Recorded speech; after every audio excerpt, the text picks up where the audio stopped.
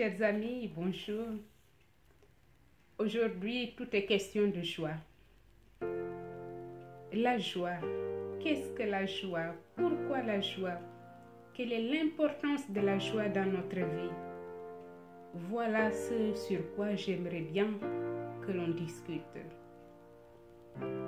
À mon avis, la joie est une émotion, et une émotion assez vive, agréable, mais qui peut être limitée dans le temps. C'est comme un sentiment de plénitude qui affecte notre être tout entier à un moment donné, par rapport à des aspirations, par rapport à un vécu, par rapport à des ambitions, par rapport à un désir ou à des rêves qui viennent nous satisfaire d'une manière réelle, effective ou imaginaire. Le sentiment de joie est d'ordre affectif, mais il peut être aussi d'ordre moral, intellectuel ou psychique. Chers amis, il faut dire que la joie est différente du plaisir. Henri Bergson nous éclaire sur la question. Il souligne que le plaisir est une ruse que la nature a inventée pour la survie de l'espèce, alors que la joie est plus intense que le plaisir, car elle signifie la plénitude de la vie. Mais aussi, le philosophe Spinoza dit qu'il y a deux états de joie. D'une part, il distingue les joies passives et de l'autre, les joies actives.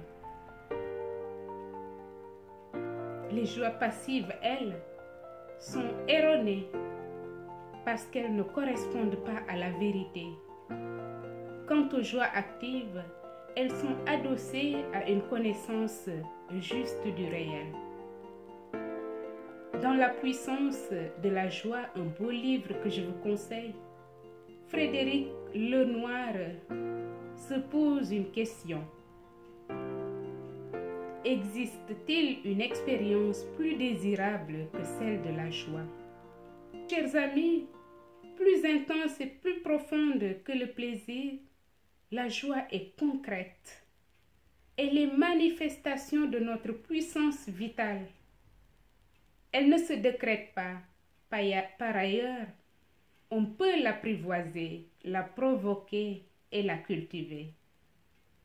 Il y a une voie d'accomplissement de soi fondée sur la puissance de la joie. Une voie de libération, une voie d'amour qui s'oppose à la culture actuelle qui est une culture du narcissisme, une culture de la consommation.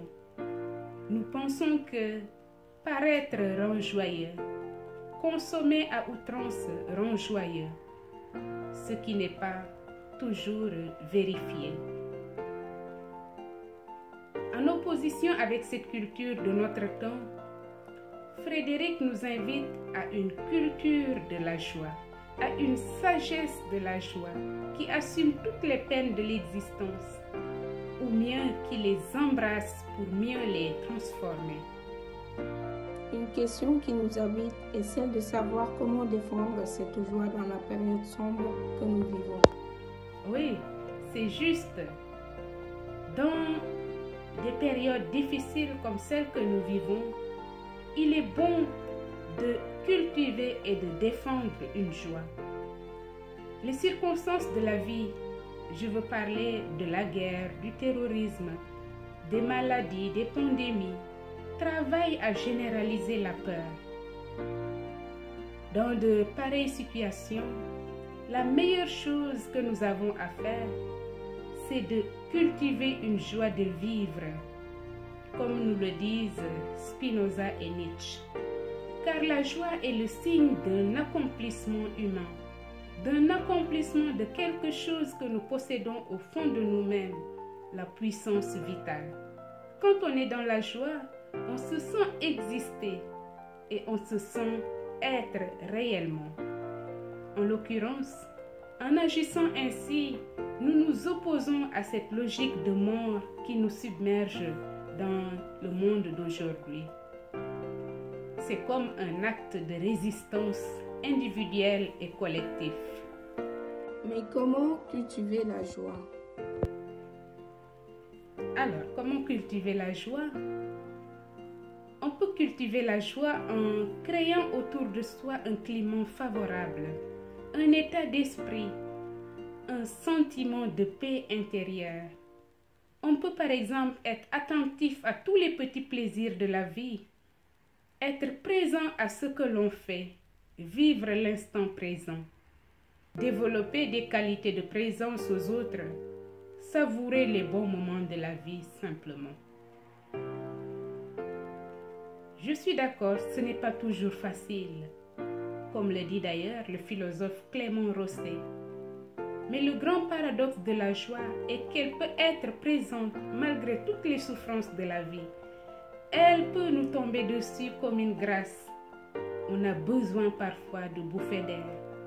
Il faut se donner des occasions comme des rencontres, des moments très intenses de communication ou de communion, de partage, malgré tout. Chez certains intellectuels, en particulier ceux du XXe siècle, la joie a quelque chose de naïf. Et pour cause, c'est une émotion qu'on ne peut pas raisonner, disent-ils. C'est quelque chose qui nous échappe et de mystérieux. Ces philosophes contemporains du XXe siècle préfèrent parler du tragique de l'existence, de la question du mal. Pourtant, chers amis, la joie ne s'oppose pas au tragique. Et je vous propose, dans cette optique, de nous pencher un peu sur tout ce que font les humoristes de notre temps aujourd'hui. Notre monde a besoin de joie. Regardez les salles où se produisent les humoristes. Elles sont remplies. La joie naît de cette capacité à s'émerveiller pour peu. La joie naît d'un sens. Respirer quelque chose de bon, sentir quelque chose de bon, toucher, écouter une belle musique, partager un moment de qualité avec quelqu'un. Pour le croyant, on peut aller plus loin. La joie est un don qui naît de la relation à Dieu. Dans la Bible, par exemple, on voit les anges chanter la gloire de la naissance du Christ. Et bien avant ces anges, on avait vu Anne, la mère de Samson, Marie, la mère de Jésus, Élisabeth, la mère de Jean-Baptiste. À des occasions particulières, elles chantent les merveilles que le Seigneur a accomplies dans leur vie. Et Jésus lui-même exulte de joie sous l'action de l'Esprit Saint. Quant à Saint Paul, il exhorte beaucoup de communautés chrétiennes à demeurer dans la joie, pour la simple et bonne raison que le royaume de Dieu est déjà là et que nous sommes sûrs de prendre part à la joie du ciel qui commence déjà sur terre. Si le Christ est ressuscité, aucun mal ne peut prendre le dessus sur l'homme. Nous avons des raisons d'être dans une joie profonde. Pas une joie naïve, mais une joie profonde. À ce propos, je vous propose de réécouter ce petit texte de Evangelii Gaudium, la joie de l'Évangile, exhortation apostolique du pape François.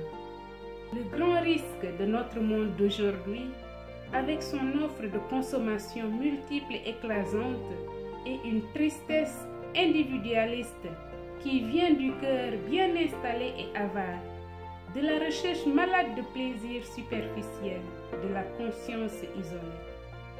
Quand la vie intérieure se ferme sur ses propres intérêts, il n'y a plus de place pour les autres.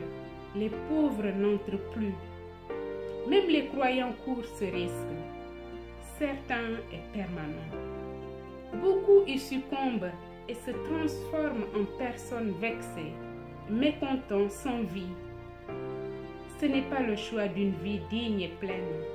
Ce n'est pas le désir de Dieu pour nous. Ce n'est pas la vie de l'Esprit qui jaillit du cœur du Christ ressuscité. J'invite chaque chrétien, en quelque lieu et situation où il se trouve, à renouveler aujourd'hui même sa rencontre personnelle avec Jésus-Christ, ou au moins à prendre la décision de se laisser rencontrer par lui, de le chercher chaque jour sans cesse. Il n'y a pas de motif pour lequel quelqu'un puisse penser que cette invitation n'est pas pour lui, parce que personne n'est exclu de la joie que nous apporte le Seigneur. Vous l'avez bien entendu, chers frères et sœurs, personne n'est exclu de la joie que nous apporte le Christ. Et la condition, c'est de le rencontrer, à défaut de laisser le Christ lui-même nous rencontrer. Je vous souhaite beaucoup de joie dans votre vie, beaucoup de joie, mais aussi une paix intérieure. À bientôt.